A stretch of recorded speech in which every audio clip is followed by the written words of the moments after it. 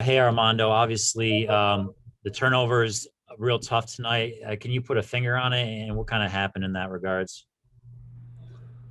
Man, I mean, I wish I could tell you. Obviously, Syracuse they have a great zone, but I don't know. I mean, we just go from playing one of our best games of the year, beating Florida State, to losing night. I mean, it's just tough. Ross? Yeah, I mean, a question is similar to kind of your answer there. Can you explain this team to us and what you kind of think about how this team the ebbs and flows with good games and bad games, good games and bad games?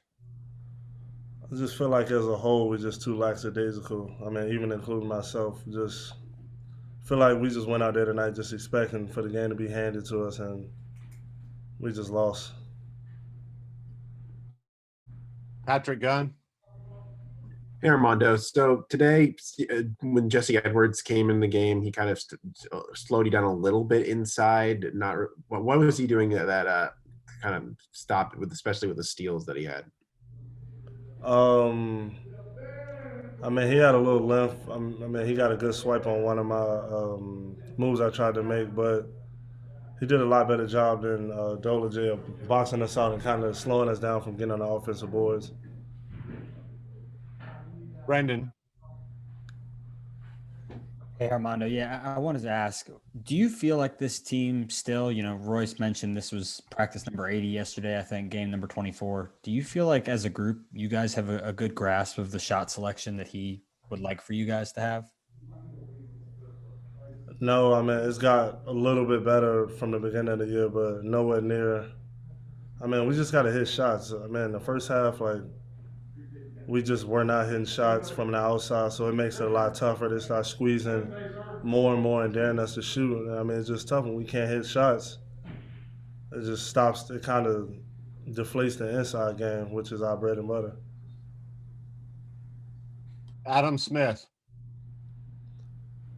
Armando, you guys out rebounded them by 22 tonight, and were dominant on offensive glass too. Is it almost hard to get your head around how you can, play that well around the rim and have that big of an advantage and not be able to come out with a win? That's kind of a formula for success for you guys. Yeah, I mean, when we give up what was like seven threes in the first half, I mean, it's hard to beat that. And in the second half, Curie, Quincy, he was killing us on the offensive boards and just catching in the middle of the paint and just scoring. So, I mean, they kind of threw a punch back at us too. Luke Buxton?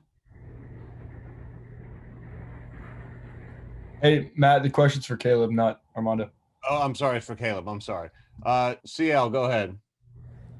Armando, when a guy like Kerwin is struggling from the outside, how do you take the approach that you just kind of leave him alone and let him shoot through it? How do you try and encourage him to keep his confidence up so he can make the next one?